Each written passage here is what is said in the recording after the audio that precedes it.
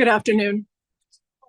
There are 173 wildfires burning in the forest protection area of Alberta. 51 of those are out of control, 47 are being held, and 72 are under control. Many parts of the province saw rain over the past day, which has lowered wildfire behavior. In fact, we had no new wildfire starts recorded yesterday. This gives wildland firefighters a chance to make progress containing these fires before conditions dry out. The Kettle River wildfire in Lac La Biche, which prompted the evacuation alert for Janvier, is now classified as being held. We continue to welcome firefighters to Alberta to assist with the wildfire situation. Yesterday, 100 firefighters arrived from Jalisco, Mexico, and today they're going to be heading off to High Level. Over the next few days, we'll see firefighters from South Africa, Australia, New Zealand arriving. Details are still being finalized on possible aid from the Canadian Armed Forces, and those discussions are being held now. We've worked with many of these agencies last year during our record-breaking wildfire season, burning 2.2 million hectares. Alberta's firefighters have been working hard so far this year, and we welcome additional boots on the ground this season. We are still seeing extreme fire danger levels in the south of the province, which means it's still easy for new fires to start and to spread. Parks Canada's officials have said that the rain they've been receiving in that area should keep fire behavior low over the weekend, and we will continue to support Parks and the town of Jasper as they fight the wildfire in that area. This is our top priority wildfire in the province, and we will share resources as we need to make progress while the fire activity is subdued. Please continue to respect those fire bans that are in place in the forest protection area. They are there to prevent any more wildfires so we can focus on the situation at hand. Thank you.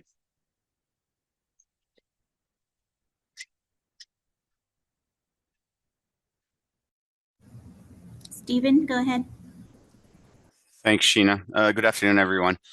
First and foremost, let me offer my thoughts for the people at Jasper who are undergoing a fairly difficult time, and remind them that the government of Alberta has got their backs, and we'll do everything in our powers to help you navigate these difficult times. So thanks, everyone.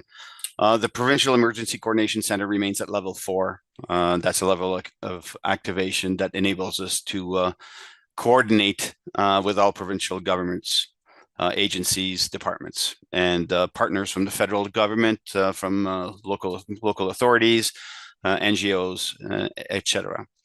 The number of evacuees is at about 17,100. That's 17,100.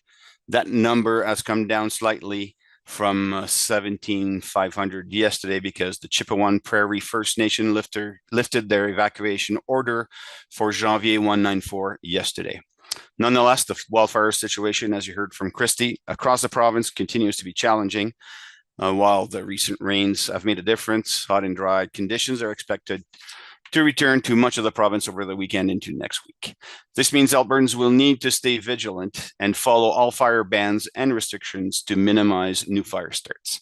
Firefighting efforts are ongoing in the Jasper National Park and the Jasper town site, and everyone is working hard to get this wildfire under control. While Parks Canada is in the best position to share specific details of the situation on the ground, the Alberta Emergency Management Agency continues to work in close coordination with Parks Canada, the municipality of Jasper, and all other responding agencies. We've deployed 6 Alberta Emergency Management Agency regional field officers to Hinton, and they are integrated in the local incident management team and are providing support on the ground. Additionally, the agency also deployed emergency social services officers to Hinton to support Jasper emergency social services efforts.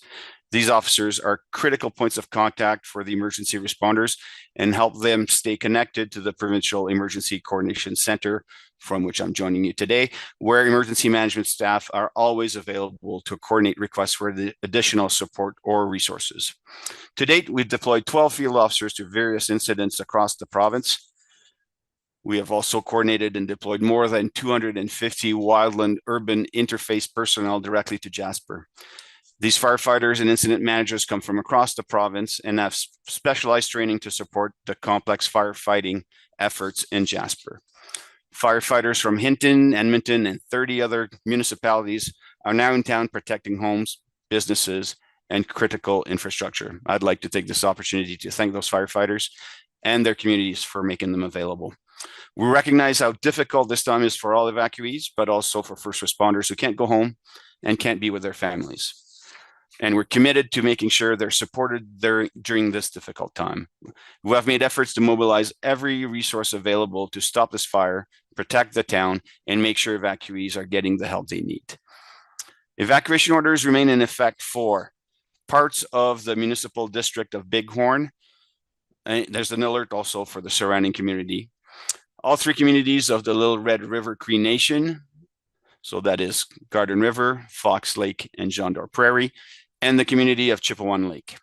If you're under an evacuation order, please register online as an evacuee at emergencyregistration.alberta.ca. I'll say that again, emergency registration altogether, .alberta.ca.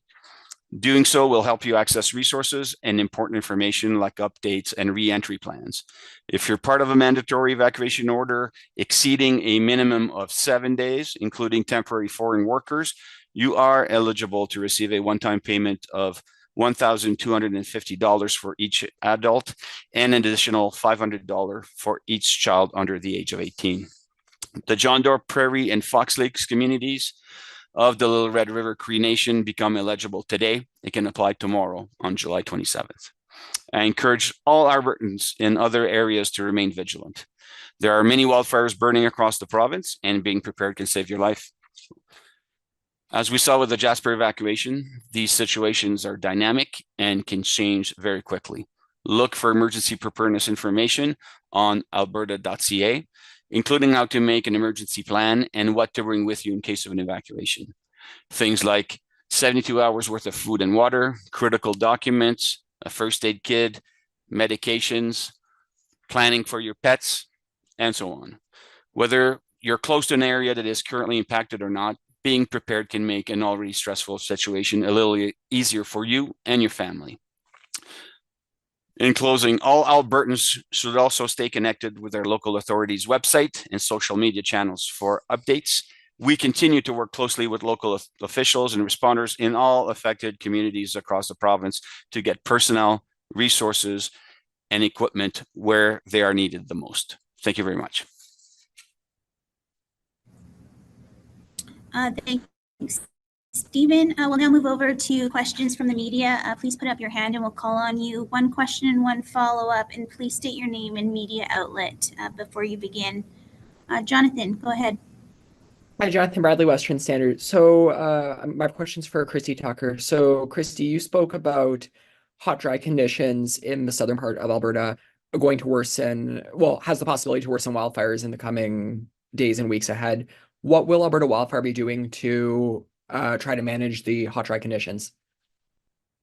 Well, there is a fire behavior advisory in place, and that just means that firefighters and teams on the ground are exceptionally aware of the danger of what could happen, and then the greater chance that a wildfire could move quickly or change quickly. So that is very much on firefighters' minds and on our teams when they're out there. We, of course, have a fire ban in place to reduce any additional human-caused fires that could add to the fire load. And particularly in that area in the south of the province, there are a lot of recreational areas, and that is something that, of course, is a peak concern. And my team has been getting a lot of calls from people who say, well, we've had a little bit of rain and they want to know if they can still have a fire. We are asking everyone to continue to respect the fire ban that's in place because we want to be able to focus our resources where we need them. Certainly, as we do during any time of high fire danger, the areas are going to be on alert. We're going to ensure that we have resources that are pre-positioned and ready to send out quickly if we need to, because initial attack for new starts is of the utmost importance. So we really need to be able to attack them while a wildfire is still small before it grows quickly. Okay, and my follow-up pertains to the Jasper situation. So you spoke about Jasper being the worst situation with, you know, like the amount of people there and also the number of fires coming out of that. what does the status look like for Jasperites returning home? I know it's early, obviously, but do you have any idea on what the timeline would look like? I'll send that to Stephen. Is re-entry would be one of their issues. Yeah, Jonathan, yeah, nice to see you again. That question was posed to the officials doing the scrum in Hinton about 30 minutes before us, but and I will echo what they've said. There's a deliberate process that needs to take place before that happens. Well, first, of course, the town site must be safe, and we're not there yet, right? So that's taking place, and after that, a number of conditions must be in place before re-entry occurs. There's going to be some cleanup efforts.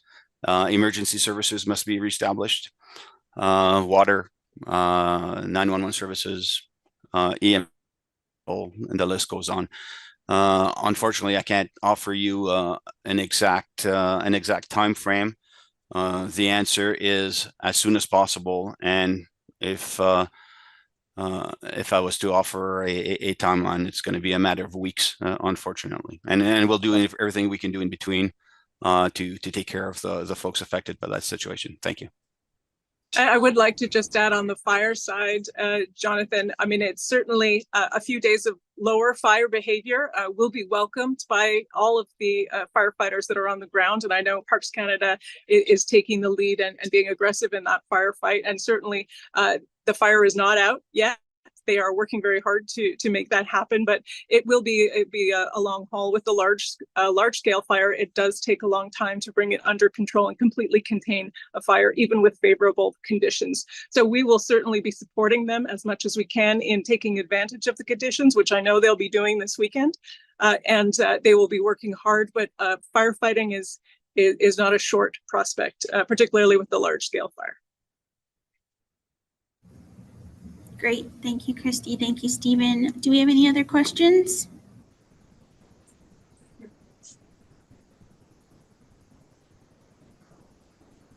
I'm seeing none. So thanks everyone for joining today. And just a reminder that a daily media update will be sent out after 3:30 p.m. today. Thank you. Enjoy the rest of your day.